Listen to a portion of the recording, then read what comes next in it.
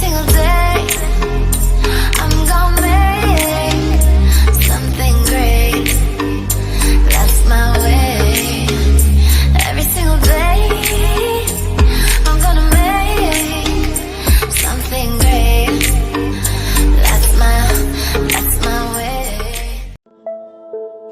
So we need to get the facts straight. How does this virus work? How does it transmit?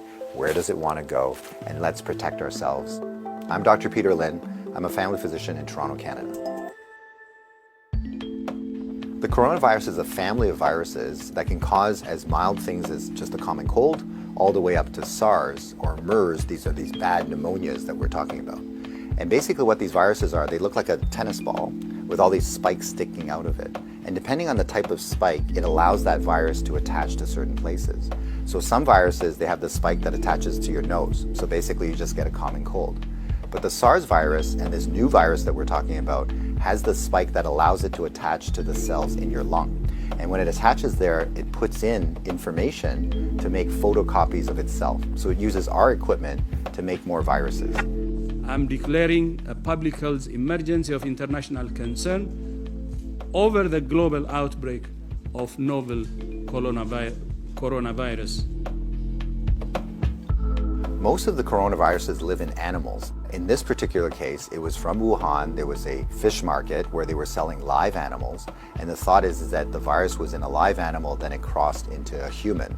But then what we found was that people were getting sick in terms of healthcare workers, in terms of family members that were looking after them, which now meant that the virus can pass from human to another human.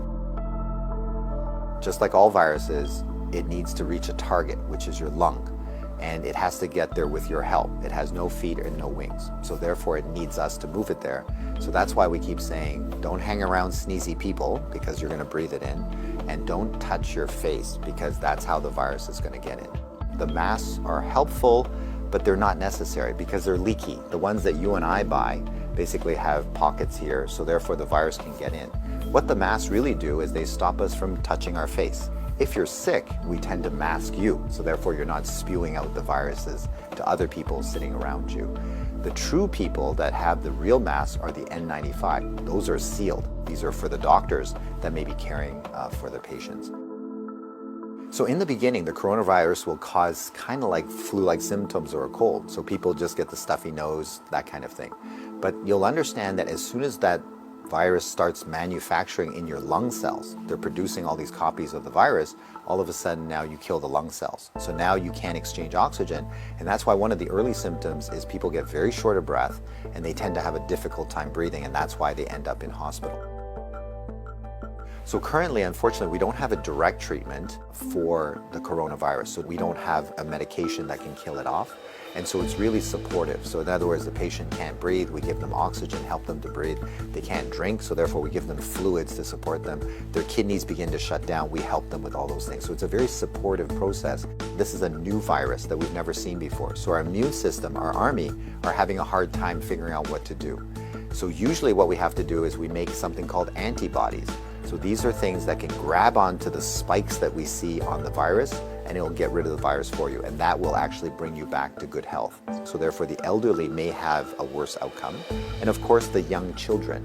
So the babies, their immune system is not so good either, so they may not make those antibodies as well. So just remember, your hands may be with virus. Virus cannot hurt you because it can't get through the skin, but the moment I do this, now I've brought the virus right to where it wants to go. So let's remember not to touch our hands to our face. So let's say you think that you might have been on a plane or you might have bumped into somebody that has it. What should you do? So the first thing is to contact a healthcare worker to tell them that potentially you have it. If you're feeling symptoms and you're going to go into a facility, call ahead. Okay, so whether you're calling the paramedics or whether you're calling the hospital or your doctor, just mention that you were on a flight. If you don't have any symptoms, then what we do is a little bit of a self-quarantine.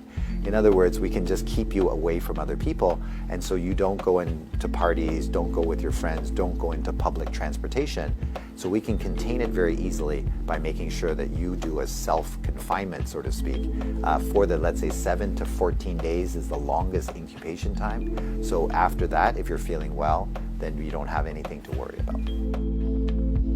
If we get the facts right, then we don't have to be overly worried, but we do the right things so that we don't get the virus ourselves and that we don't pass it on to others. And if we look after each other in this way, this virus will have nowhere to go. It needs us to move it, it needs us to make copies for it, and if we don't help it, then the virus will stop.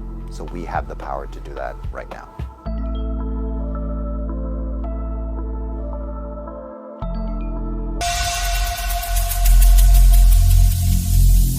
Every single day